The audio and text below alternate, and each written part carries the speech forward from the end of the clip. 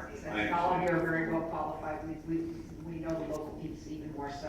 I'm glad that that piece was undone, because that was not good legislation back in that day. Having been there during the time where we stopped caps on damages for especially these kind of products, it's a very good reason why in the long run. I might have a couple more questions, Mr. Chair, but I'll stop for now with that. But I did want to note if I need to take my name off the agenda item, or is it just satisfactory to make that kind of a disclosure? I just don't feel, I don't want anybody making any allegations. I do have a question for you. And you had asked about our retainer agreement. We have, I can pass it, provided. That would be helpful, thank you. The chief, DA, bye bye.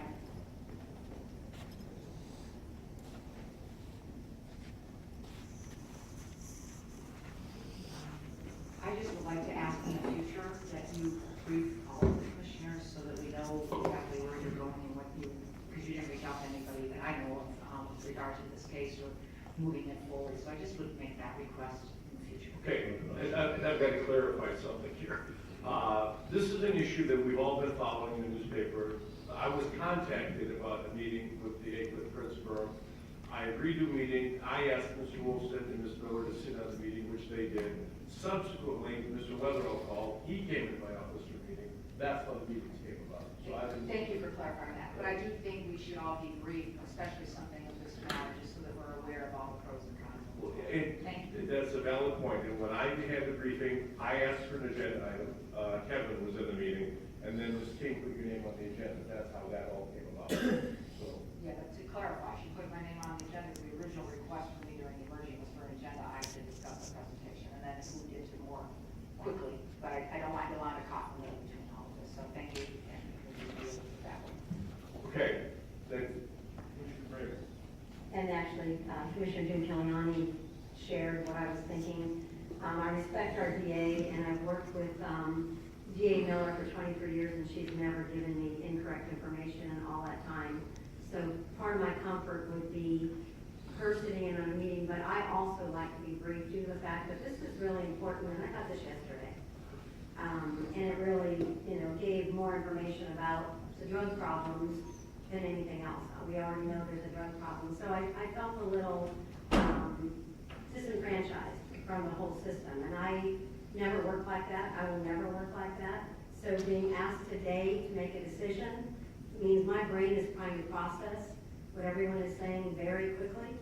And I can do things like that, but I prefer a heads up and the knowledge. And you know all of us, and even a phone call, and I don't want to, it's not meant as a, it's just a factual thing. Over the next year and the rest of this month, if there's something like this major that comes up to anyone that's out there, I would like the opportunity to be able to speak with you and ask questions that maybe I would ask out here anyway.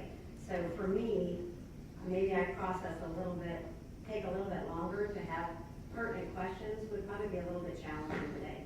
So most of mine will be based on, I'm not to pick on the spot, but DA Miller being realistic, understanding, educated, and always giving me good information to be able to make decisions in 23 years. And I appreciate you for that.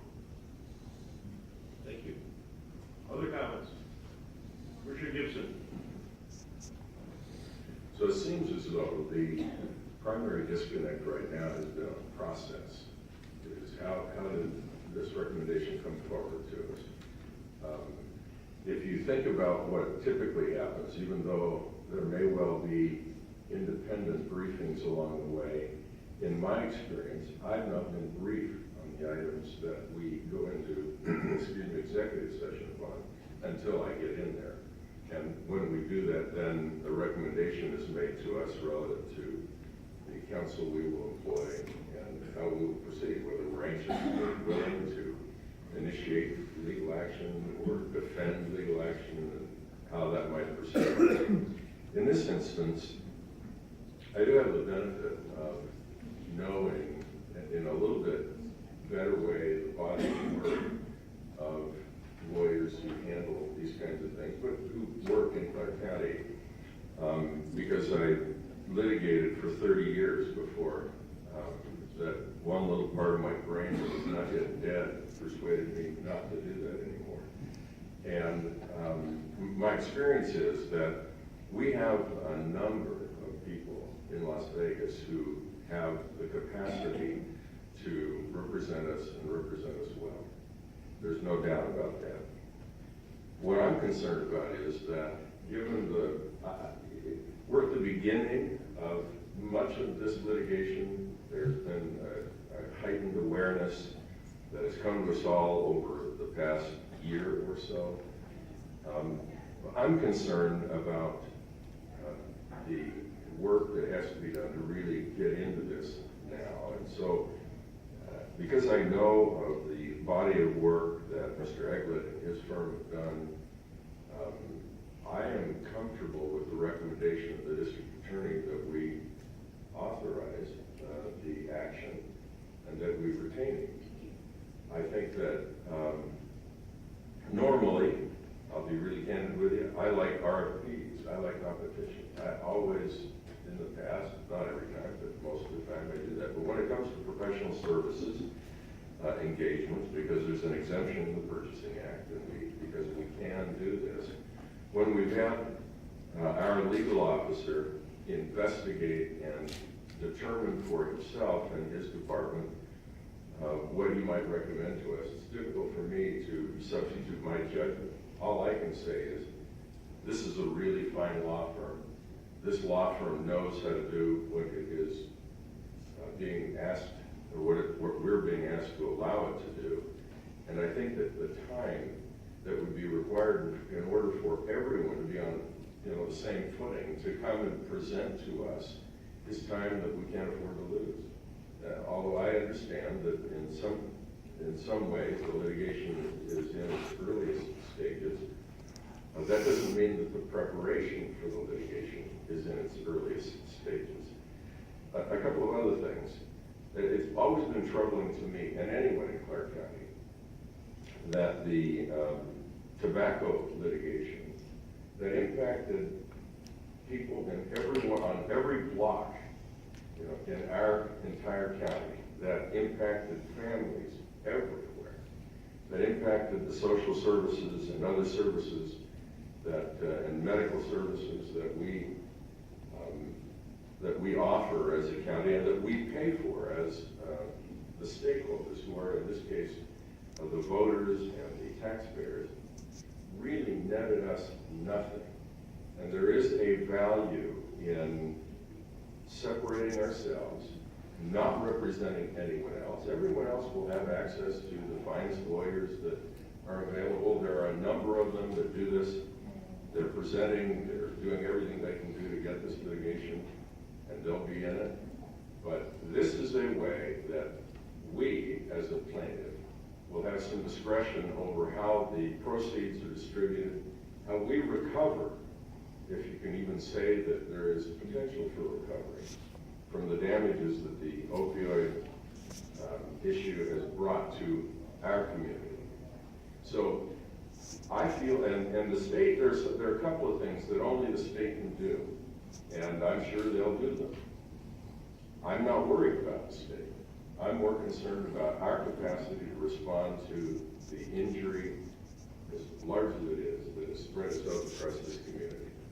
So I'm prepared to make a motion that we, I recognize there may be other discussion, but at that appropriate time, I'm perfectly prepared to make a motion. Okay. I'll take the motion and I'll go to Commissioner Patrick. Thank you. Well, I have a couple questions for Mary Ann, because I want to understand the process then. So if it came to a settlement process, it would be a normal process where the board would determine whether or not that is amenable or not amenable, and when it comes to the contract with the expenses, that all comes out of the settlement. So I guess if someone could explain some of those details, because in my humble, non-legal opinion, I gotta believe this is gonna take a few years before anything happens, and I wanna at least understand, regardless of what happens today, what is our expectation of this? I haven't seen one of these since we got here, and I've seen them on the state level through the Attorney General side, but I haven't specifically seen one on the local side. I don't disagree that we shouldn't, do it, because, right, we're eating the cost every single day, and we're not solving the issue, and my goal would be to actually solve the issue, and I don't know that any amount of money will do it. We've got to change the culture of what we're doing today. So can you kind of explain the process, this potential, contract, right, that we just got, right? Now, even I don't like just getting this, but I'm a speed reader, so I'm assuming that all of these things come out of the initial, if there's a settlement or whatever, the jury. I just need to understand how that process works, please. Certainly. I'd just like to explain why our office deviated from our ordinary practice that you have mentioned. You will notice on your agenda there is a closed session, and it was my understanding that any of the commissioners had any questions that they thought were sensitive, that we would go into closed session and follow our ordinary course. But as all of you know better than me, quite frankly, the basis for the complaint has been in the public forum for years, and so I did not feel the need to go into closed session first to have you ask those questions. But down the line, as this complaint proceeds, the board will be briefed in closed session on strategic matters as they arise. Just as if with any personal injury complaint, if there is a settlement or a jury verdict, the expenses of prosecuting that case will be deducted from the award, as well the attorney's fees. If this is approved, it will be Clark County's case, and as members of the governing body, this body will direct whether or not the case is settled. So, Mr. Chairman, can I just clarify that, because I am reading this quickly, so you're saying it's 25% plus the expenses, is that what you just said? Yes, and that's standard for these types of cases. And then, so, I'm reading this, and I'm reading it quickly, but it says cost will include a minimum of $250,000, or $250 as reimbursement, but not to exceed $1 million, or can opt-in total hundreds of thousands of dollars. I mean, do we have to sign this today if we make a decision? No, you don't, you just be out. I just want to look at it. I mean, speed reading here, and I don't like speed reading. No, we're not signing that. That's not for you today. Well, I just want to be clear, because we just got it. So there's been confusion, we just got it. Well, just a minute here, wait a minute. Mr. Miller, it's my understanding that if we move forward with this, you will go over this with Mr. Wilson and the firm. Is that not correct? You are correct. Okay. They'll come back to us with this. They'll come back. Is that my understanding? Yes. The agenda item references execute associated documents. What do we refer to? The filing of the complaint. They will be filing the complaint on the way. That needed to be done in court.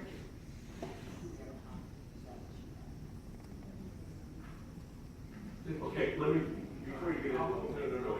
When would you, real simple, real short, when would you be filing the complaint? We're prepared to file it first thing tomorrow morning. And when would we get a copy of that complaint? You get a copy of it to you this afternoon, That's as soon as this meeting's over with, to review. Okay. And as far as the fee agreement goes, I mean, this is just a draft fee agreement. Obviously, there's going to be negotiation back and forth with us between the district attorney's office. And the section on the cost are just kind of standard language that were required, and that the clause to put in there. Obviously, this case is going to involve a much larger amount of costs that are going to be extended. This is a boilerplate. Boilerplate, Okay. that we were asked to bring. I even got to ask, who's Bradley, Drendel, and Jenny?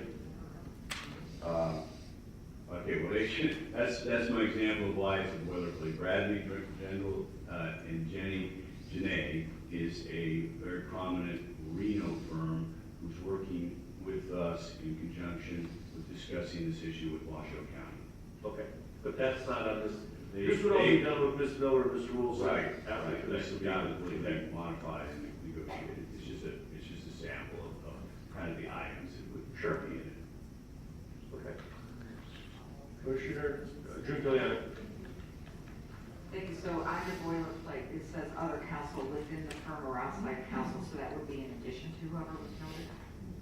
Well, that's boilerplate take note of, that's boilerplate language, because oftentimes, we may decide to associate in other counsel to assist us in the case. For example, we often, in the hepatitis C litigation, we associated in the Kemp Jones and Coulthard firm to work with us on that case. The association of counsel will be in-state counsel, it will not be out-of-state counsel, though. It'll be counsel that, but right now, we don't believe we'll need to associate with counsel on this case. And are they then subject to the same 25% that? Yeah, there's no larger fee. It's just that we would work out some agreement with associated counsel, what percentage of the fee that they would be entitled to. And then that ever having been involved in it, this cost can and often do total hundreds of thousands of dollars, and on occasion exceed $1 million. Client acknowledges that various firms may borrow funds from time to time, which I understand is somewhat common. Refer to and agrees that in addition to reimbursing the firms for the amount of cost, client will also reimburse the firms for any interest charges and related expenses. What does that mean? That means that Bank of Nevada, who is a bank that's been with us for many, many years, since our firm has been around, and they provide us cost accounts to finance, particularly our big cases. They provided us a very large cost account to finance the hepatitis C case at a very, very low interest rate. They have provided us a cost account on the Actos litigation, and they provide us a cost line of credits for us to draw from as we need to for costs. So what says reimburse, that still comes out of whatever the agreement is, not the cost to the county? Yes, that's correct. Okay. And then to Marianne, thank you.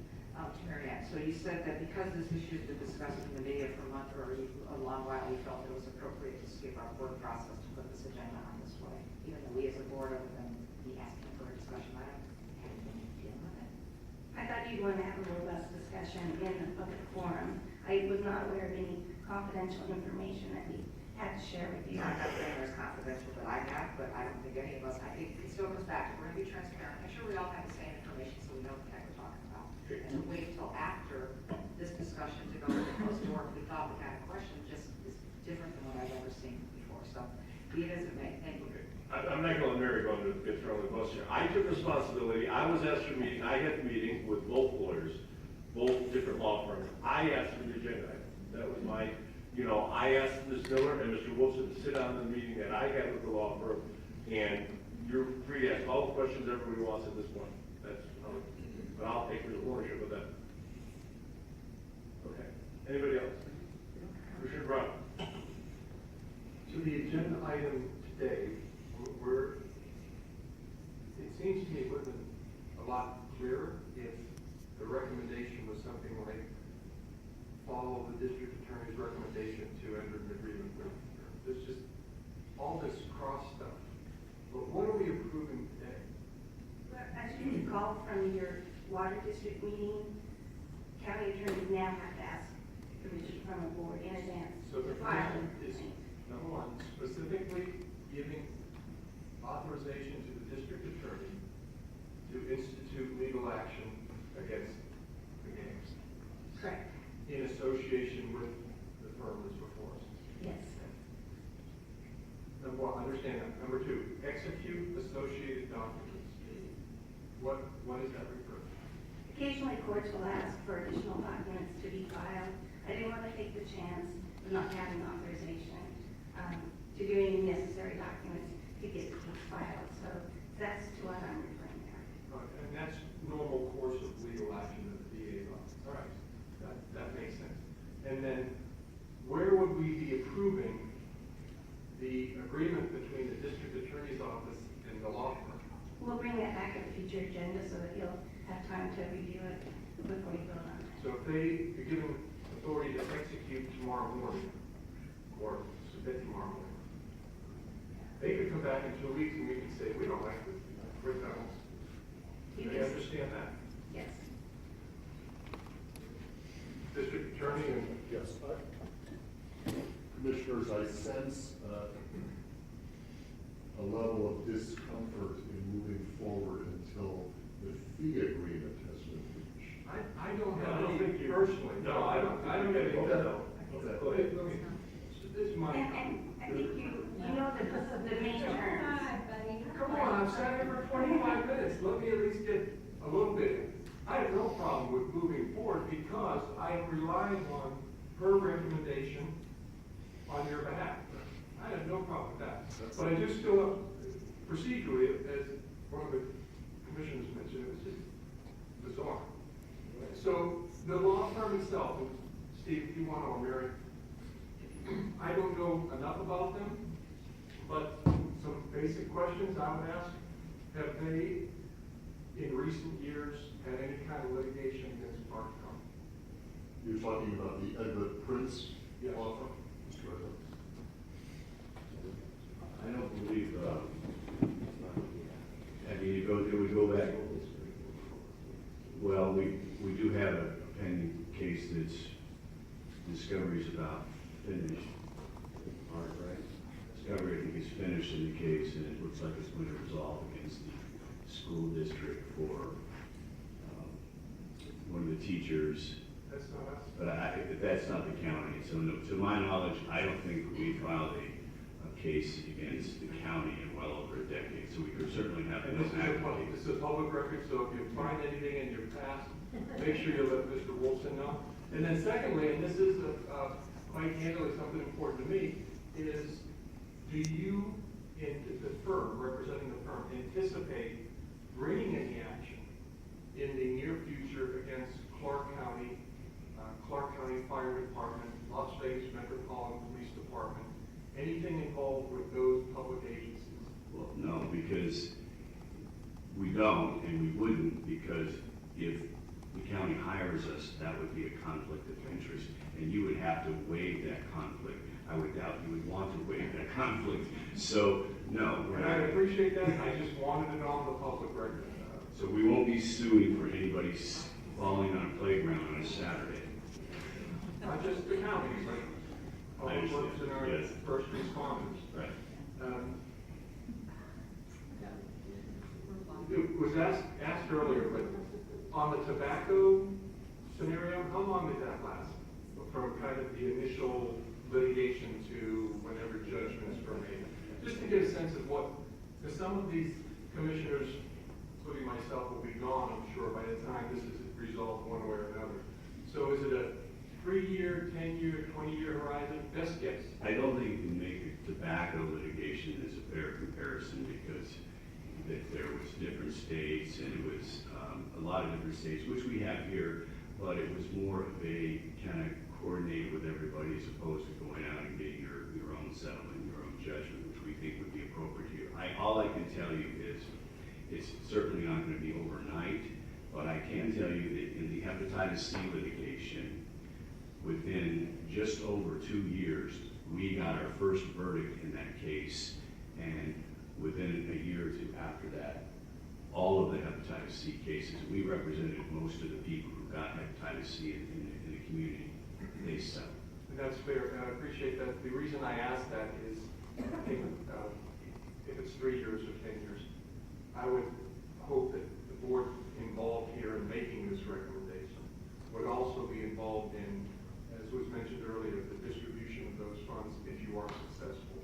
I'd like to make sure that we're a part of that.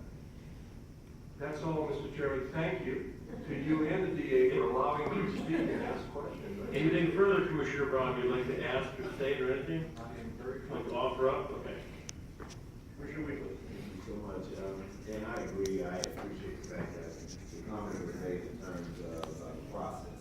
That's what's so confusing here. I don't know, Mr. Jacob, if that has anything to do with you standing there. But I do want to ask the DA, if you will, be able to come back. First of all, I appreciate the fact that this issue is being addressed. And we're talking about down the line some type of solution that could help so many people. And Lord knows I wish that this debate and argument and these solutions would have come into play when crack cocaine devastated so many communities, particularly the ones I represent. And I wish that there was some type of something in place then, or something like that. But be that it may, we're here talking about this particular issue here today in 2017. My question is, Mr. Weatherall came up and he spoke in reference to his firm. Is it because because you've been working with Mr. Egler for some time on this, is that how you went about making the selection to work with this particular firm here? To present Thank you for that question, Commissioner Lincoln. I think it's many of the things that Mr. Eglet displayed to you in his PowerPoint, his experience, his credentials, his results. Yes, I have a relationship with Mr. Eglet. I've known him 20 years. That goes a long way. He's a Southern Nevadan. He cares about what happens in this community. Not that Mr. Weatherall wouldn't as well, but yes, it is that relationship and his credentials, his 1 year of preparation, his reputation, all of those things combined make me feel extremely comfortable in my recommendation to you as a board. And I appreciate that because, you know, Mr. Weatherall stood up and spoke. That just really kind of threw me there because I too am not 100% engaged in this issue that we're dealing with today. Although I am happy that we have it on here so that it will show that Clark County is stepping up to take a lead and do something about it. And whether it be Chairman Sislak or Vice Chair June Kiliani, whose item this is, I really don't care. It's all about, at the end of the day, us finding a solution and putting something in place to help those who really are suffering. I know that we don't have time today, but I would just urge you all to, if you will, because the video is about 3 minutes and 45 seconds, and I don't want to take up that much time, Mr. Chairman, but if you will, CNN did a report on this, and as I was addressing November as Adoption Awareness Month period, they showed a cop who was out on his beat, and he identified a couple in the desert shooting a parent, and the lady was addicted to opioid drugs. And lo and behold, turns out she was 8.5 months pregnant. Please watch the video. If you ever want to put a face on this thing here, it broke my heart, but the beauty of it all, and no disrespecting one of your beliefs, but God is so amazing and so wonderful that this cop and his wife adopted the baby, whose name is Hope. And, you know, it's such a beautiful, go to CNN Opioid and pull that story up and look at it. As I saw this on the agenda, Mr. Chairman, it broke my heart to see this, and I was so elated that, you know, we're talking about this today, and I hope that we don't lose in our frustration, because you're right. You are detecting some frustration from us, and you know us well enough. You've served with Commissioner Brown and I as city councilman.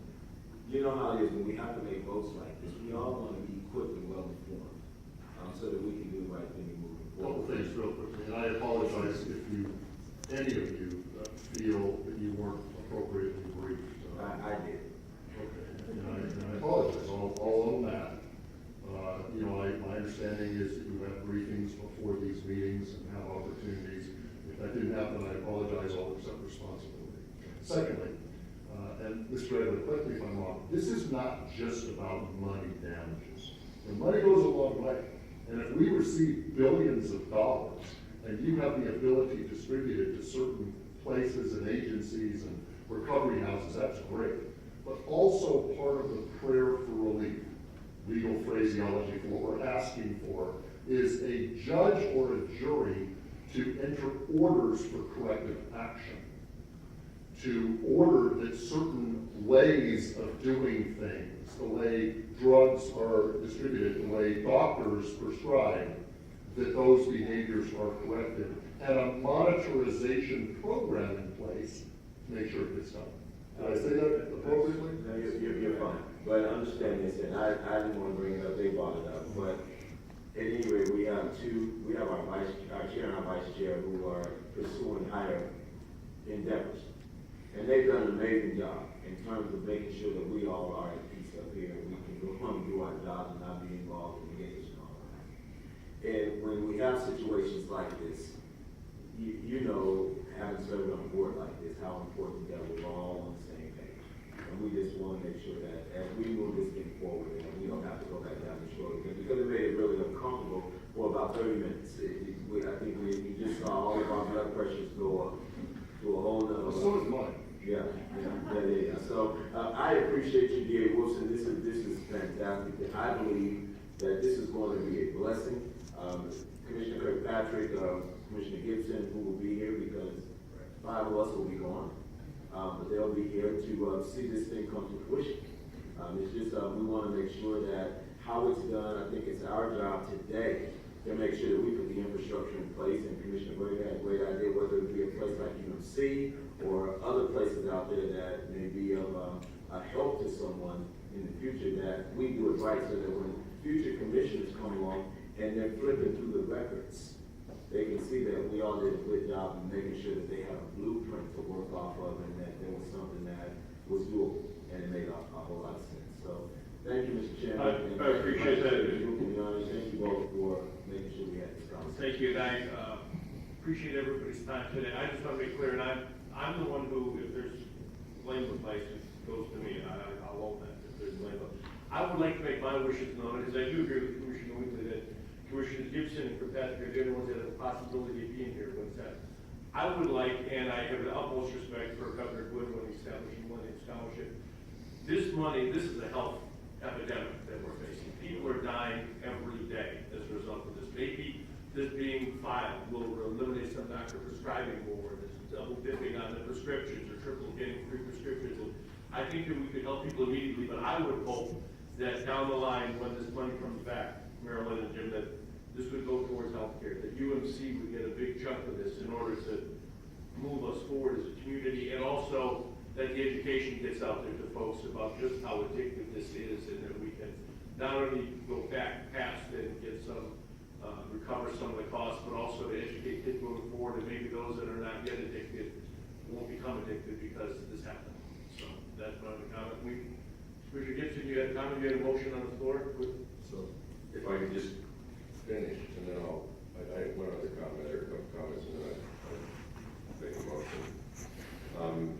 First off, I think that it is a proud moment that members of this commission felt enough about the issue that we presented to put the item on the agenda. And I read the agenda item and did not associate the final recommendation from the district attorney as being a part of what either of you would have asked for, rather that you bring it forward so that there might be discussion. If I'm not mistaken, the False Claims Act is something that can uniquely be pursued by the Attorney General. The state has the jurisdiction. Am I right about that? Deceptive claims. Deceptive claims. Deceptive claims practice. However, we are still permitted to bring fraud actions against the pharmaceutical companies. There's, I guess, it may be a distinction without a difference, but we can bring those as fraud actions. So that would be a part of what you would pursue. You would pursue a full array of everything. That's one of the claims for relief in our drafting plan. One of the things that's disturbing about this whole discussion is what we aren't talking about. There are, as much as we might not want to impair the reputation or the practice of conscientious medical practitioners, there are doctors in this valley, in this state, and in every city across this country who,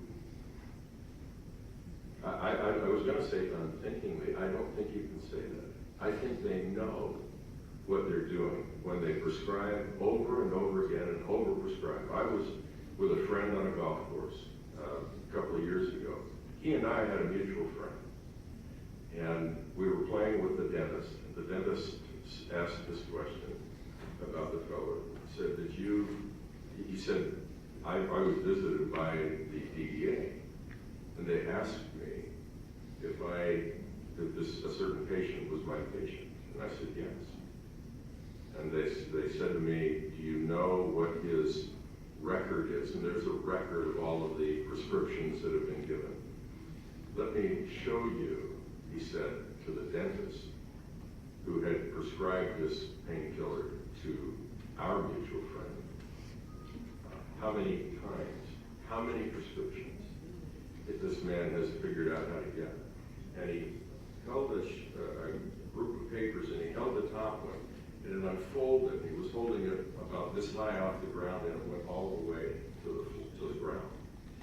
And it was stunning to me that there would be that kind of thing happen. Doctors have the capacity to research. They can go online and find out what's been happening. It isn't just the DEA that looks at that, or the state. And I think a message that needs to go forward from this dais today is that the Medical Association needs to take responsibility for the actions of so many practitioners who fall, in my estimation, below the standard of care in the way they have treated pain and in the way they have prescribed opioids. And I think if others have a different view, fine, they can say it, but that's what I think. And then finally, a more technical question: can you file that complaint without a signed fee agreement? We prefer not to, but we can. And We're not opposed to doing that, and we feel comfortable that we're going to be able to negotiate a fair fee agreement, so it's not an issue for us. So you're comfortable that we can authorize both the filing, and that would mean we're authorizing the district attorney's office to enter into an agreement, because we haven't done anything yet. We had discussed with you the major points, as you were aware of, that the cost would be fronted by the firm, but reimbursable from the settlement, and that their recovery for fees would be limited to 25%. And as Commissioner Brown has pointed out, they won't be taking any cases in conflict with the county going forward. Those are the main items of any agreement that are coming. But we will bring back the specifics. So honestly, I feel more comfortable. That's standard. There is nothing much else that would be in a fee agreement. And I would feel more comfortable if we both authorized the action and we instructed the district attorney's office to fully negotiate the remaining issues, whatever they might be. I'm fine with 25%. I get it that they can't be expected to front $15 or $20 million of costs and then eat that. They get reimbursed for that. That happens in every single one of these cases and every single other case where there is a sufficient recovery to reimburse the attorney. So I would feel more comfortable, given that we have the key elements of the agreement in front of us. My motion is based upon the fact that we have those in front of us. I accept them. I think that my motion would be that we authorize the district attorney's office to proceed with an action in this litigation in this subject matter, that we agree to that with the recommendation that he has made to us relative to the Eglett Prince firm, and that we instruct the county attorney, the district attorney, to finalize and execute on our behalf a fee agreement. That's my motion. We have a motion on the floor. Questions? Commissioner Giuliani. Thank you. You're very clear. Just Mr. Edward, because of that farmer bill that passed this session, there's going to be gathering of information, including what Commissioner Gibson's talking about, which is pharmacies, samples, giveaways. Do you then, could you encapsulate that at some point? If it gives you background to be able to use for instance? Of course we could. Okay, so there's no restriction on that part of it. And so you could go after associations, doctors, pharmacies, companies, and so forth, or is your intent really to go after the big pharmas that's created the problem in the first place? Let me just comment on Commissioner Gibson's discussion and answering your question about the doctors. And I don't disagree, Commissioner Gibson, that there are a lot of bad doctors out there who, over the past 2 decades, not just here in Nevada, but across the country, have engaged in pill mills, essentially. And they knew what they were doing. They were basically having people come in and write a prescription and send them out the door and charging them, $125 fee for them, just over and over, and not even talking to them. However, I do, to a certain extent, want to defend at least the vast majority of the medical community in this way. For many, many years, for going back when pharmaceuticals first came out, before the late 1990s, the thought that was taught in medical school, the procedures of medical doctors were to only prescribe these types of medications for basically end-of-life care, people who had cancer, because they were thought to be too addictive and too risky. The pharmaceutical industry engaged in a extremely aggressive campaign like we have never seen, marketing campaign, both direct marketing, education, which they paid for, and they literally defrauded the medical community to believe that these new so-called wonder drugs, particularly oxycodone, was not addictive. That it was new, it was changed, it was different, it wouldn't addict anybody. That, of course, wasn't true. But they were duped, and they were duped for many, many years. And who they primarily went after was family care doctors, because they know family care doctors are having a lot of patients come in on a regular basis with aches and pains, and it became a lot easier for them just to give them a prescription for oxycodone or OxyContin and not have to see them again for 3 months. And that's how many of these people got addicted and eventually became heroin addicts. So yes, I do believe that the medical community, at least a portion of it, has a great deal of responsibility, and many of those people have been criminally prosecuted now and incarcerated, not just here, but around the country. But the vast majority of the medical community, and particularly the family doctor practice, who do not have the time to do the research you're talking about because they have to see so many patients a day, because every year their insurance reimbursement rates are lowered and lowered and lowered, and they're forced to see more and more patients in less and less time. They were defrauded as well, and most of them that I've talked to over the years are crushed about what happened to their patients and the role they played, and are cheering us on in pursuing this litigation against the pharmaceutical industry. Thank you. So the majority is pharmacies, really what you're looking at, and insurance companies, or just mostly pharma? No insurance.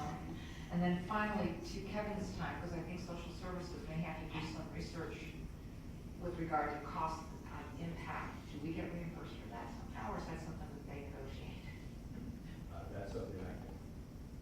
It'll go on automatically, because you don't. Okay, I guess that's something we would discuss with them. We realize it takes some manpower to get that information, and we'll be having our experts. In order to use that for your damages, because you don't need Right, information yes. to do that. So I just want to put that out there, and you should take a look at it.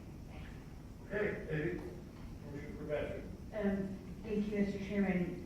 And I realize that there's a motion on the floor. I just want to clarify, because I like process. You all know that about me. I like things to be consistent. So I will support Commissioner Gibson's motion begrudgingly, because I don't like signing the contract that I haven't had time to read.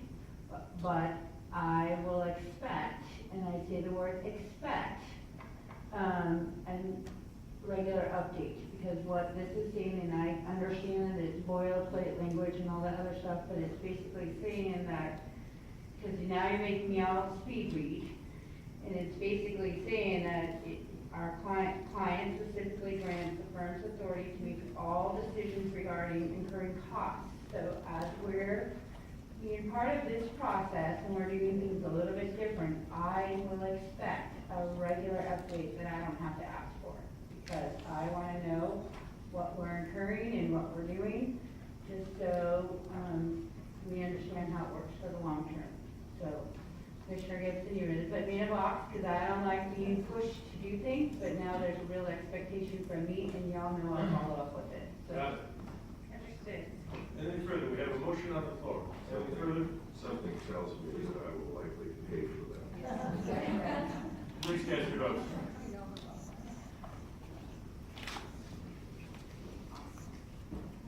Motion passes. Thank you very much. Mr. Chairman, we do not have any closure items, so that concludes your agenda. With the public comment, can I just please make a correction on something? I refer to the gentleman as a cop, and no disrespect to his profession. He's a law enforcement officer named Ryan Holt, H-O-L-E-T-S, from Albuquerque, New Mexico. This is the officer who was what I just want to show him that respect.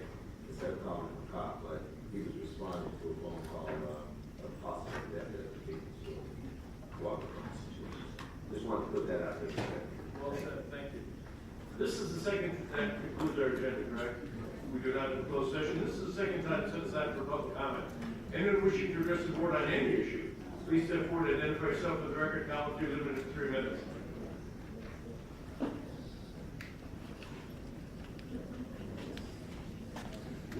Good afternoon, Dorothy Barnes, B-A-R-N-E-S for the record. I'm coming before you all because I'm helpless. I don't have money to hire Eglin and Prince to file me a period damage class action on the situation. And these people that have been allowed to know it's Air Force Base, which is located in Clark County, I've been allowed out there to victimize me. They have the advantage over me because my doctor hasn't been able to allow me out there to defend myself and help get some control over this problem. And I hope my doctor won't be a part of this problem, fooling with those drugs that people that's out there. Because I understand he's dealing with this woman baby. And I want her to stop trying to rule me and ruin my life because a limit is on this thing. They're out there using me to pay for their addiction. I don't vote for it. I'm not supporting it. Not for my family, nobody that's keeping my family on drugs. That's their problem. Keep it at their address. Check into a treatment center. Don't put their heaviness on me. I have no problems with my own.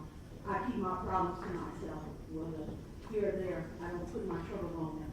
In these Clark County residents, they're scattered about. Some in Northtown, some in Centennial, some here in Las Vegas. They're scattered.